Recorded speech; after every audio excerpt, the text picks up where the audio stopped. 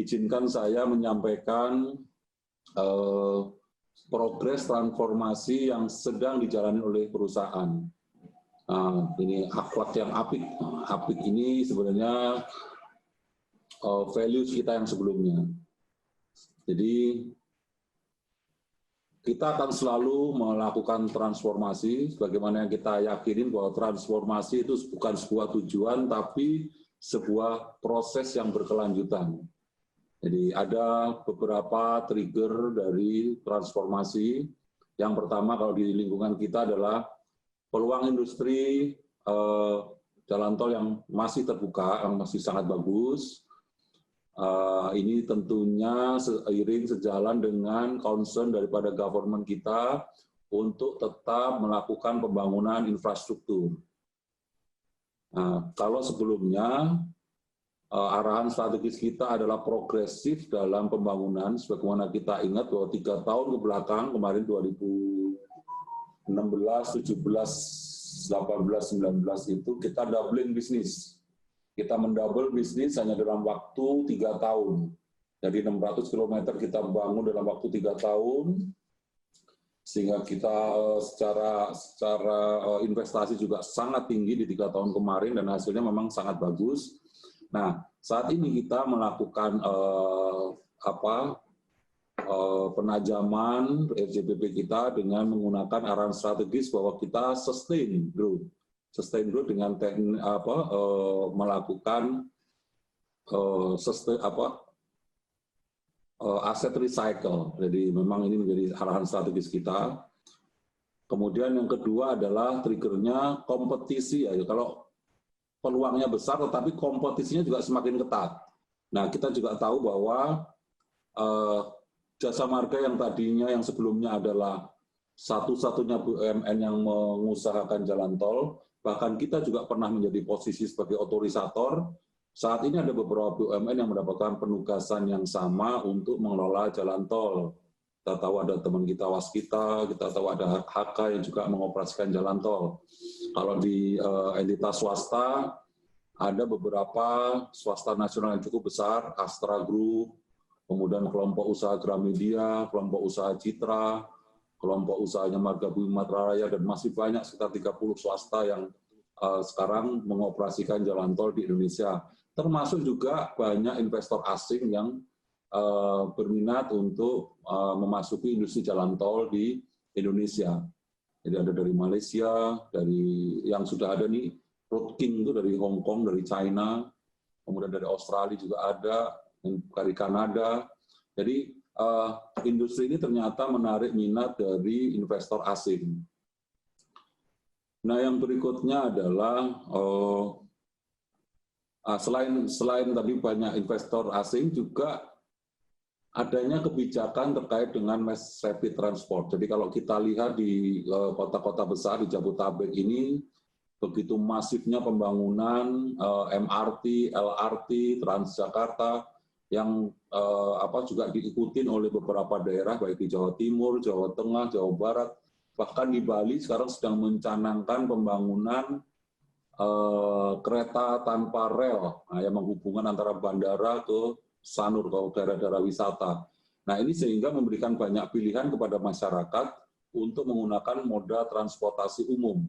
Yang tadinya semua orang menggunakan mobil pribadi, sekarang menggunakan umum. Ini juga salah satu yang akan menjadi challenging di industri jalan tol.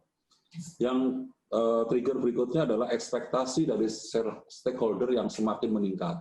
Jadi kalau kita lihat bagaimana pelanggan kita mempunyai ekspektasi yang meningkat terhadap layanan jalan tol, bagaimana regulator menetapkan standar pelayanan yang semakin berat, semakin ketat, bagaimana penetapan tarif juga sekarang nggak gampang, investasi yang semakin bagus, sebuah negara investasi semakin turun, padahal kita komponen penetapan tarifnya adalah inflasi. Nah, ini juga menjadi challenging di tempat kita. Nah, yang berikutnya juga perkembangan teknologi yang nggak bisa kita hindarin. Saat ini kita berada di revolusi industri 4.0, dan di beberapa negara sudah menerapkan Society 5.0, yang intinya adalah humanizing teknologi menjadi sebuah keniscayaan bahwa manusia tetap menjadi yang senternya sebagai utama, tetapi disruption teknologi ada di semua bidang, termasuk di kita adalah dari sisi core business kita di pengoperasian maupun di sisi supporting kita perlu dukungan teknologi yang memadai. Kemudian yang berikutnya adalah tantangan pendanaan yang tinggi. Jadi kita ketahui bahwa untuk membangun jalan tol itu sekarang kira-kira bisa 180 sampai 200 miliar per kilometer. Jadi investasi yang sangat tinggi, kita bermain di long term business, sehingga cost of fund-nya harus lebih kita cari instrumen-instrumen yang memberikan cost of fund yang lebih murah, gitu ya. Kemudian juga tentunya kita perlu melakukan efisiensi internal, baik pada saat konstruksi kita membuat desain yang lebih efisien, kemudian dari sisi pengoperasian maupun pemeliharaan, tentunya dengan dukungan sistem maupun teknologi sehingga semuanya bisa lebih efisien. Dan yang keenam pastinya semua tadi adalah membutuhkan peningkatan kapabilitas internal kita.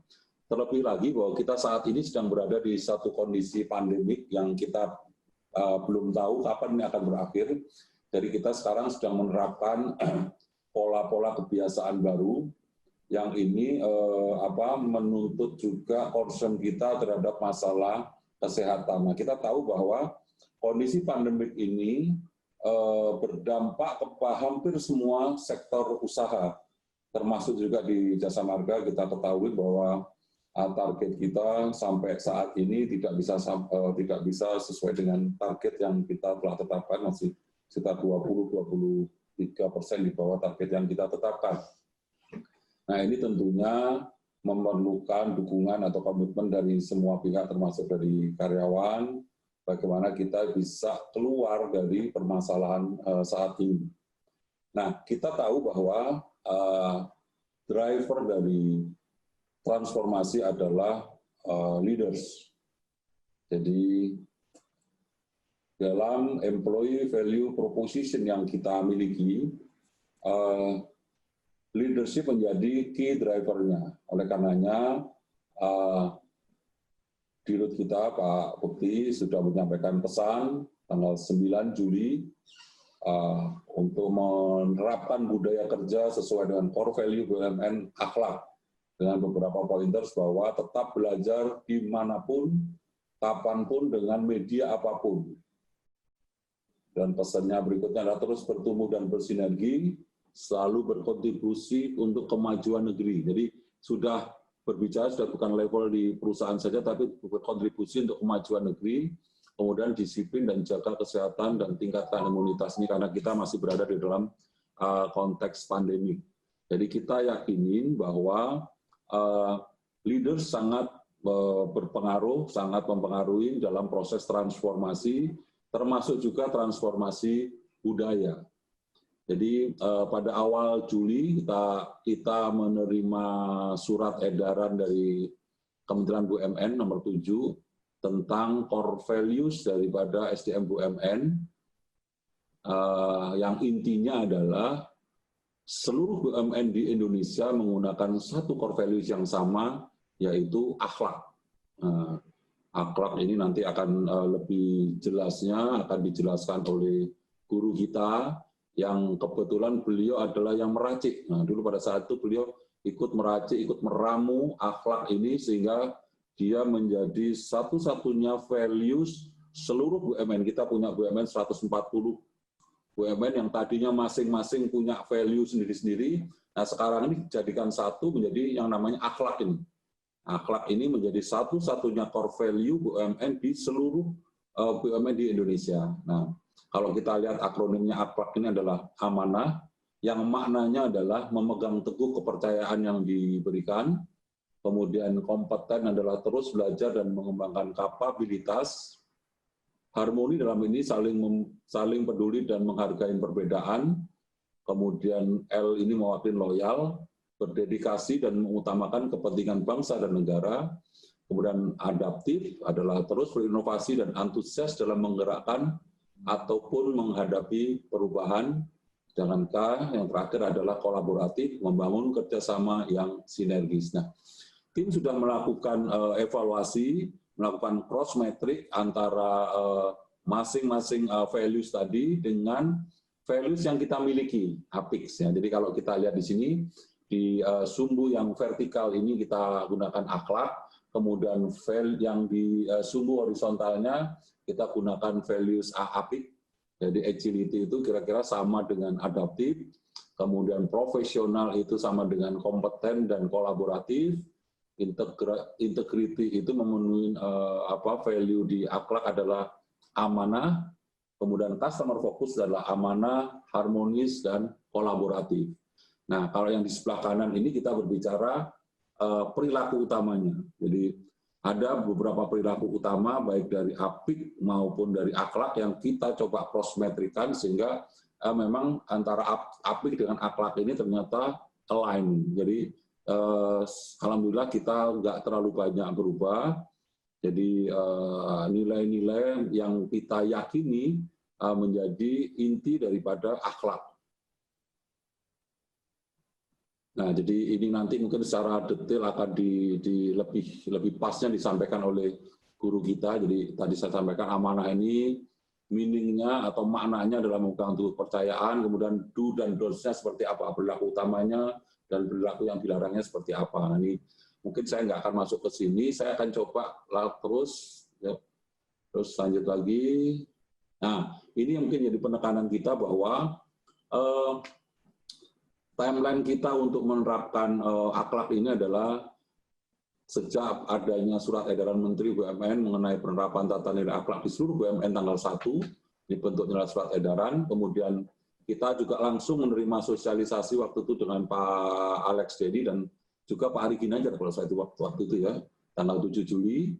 Kemudian tanggal 9 Julinya kita langsung keluarkan CEO message terkait dengan implementasi akhlak, dan ini kepada seluruh karyawan melalui nota dinas elektrik, email corporate. Nah, pada tanggal 28 Juli kami memutuskan dari rapat direksi persetujuan penetapan tata nilai setelah dilakukan evaluasi oleh tim, kita akhirnya setujuin bahwa tata nilai akhlak ini menjadi tata nilai jasa marga. Kemudian tanggal 29 Julinya kita tetapkan SK direksi, dan kita juga sudah membentuk tim untuk inseminasi untuk melakukan sosialisasi di seluruh jasa marga group. Dan kita juga tanggal 6 sampai tanggal 24 Agustus akan melakukan penggantian semua atribut APIX menjadi tata nilai akhlak. Dan ini harus kita lakukan secara masif. Kemudian kita akan menyampaikan surat kepada seluruh grup dan koordinator regional untuk mengimplementasikan tata nilai akhlak di seluruh lingkungan jasa marga. Nah, selanjutnya surat dirut kepada anak perusahaan untuk mengimplementasikan akhlak pada tanggal 10 Agustus, dan penerbitan surat keputusan direksi anak perusahaan. Jadi intinya di sini secara berjenjang mulai dari holdingnya kemudian ke anak perusahaan semua akan menerapkan akhlak. Kemudian kita lakukan sosialisasi sekali lagi kepada seluruh unit kerja dari tanggal 6 Agustus sampai tanggal 30 November, dan awal Desember kita harus bisa melakukan survei baseline tentang skor budaya akhlak yang berbasis NPS. Nah, ini akan kita lakukan. Jadi kita melaksanakan, kemudian kita mengukur bagaimana efektivitas daripada budaya akhlak ini di jasa marga. Jadi, demikian sekali lagi saya mengajak seluruh roadster jasa marga untuk mengakselerasi proses transformasi menuju ke arah yang lebih baik, memiliki semangat kerja yang tinggi, selalu belajar dan bersinergi, dan tentunya kita mengimplementasikan values akhlak. Mari kita jadikan akhlak sebagai landasan kerja yang kokoh bagi setiap roster jasa marga. Terima kasih. Billahi taufiq wal hidayah. Wassalamualaikum warahmatullahi wabarakatuh.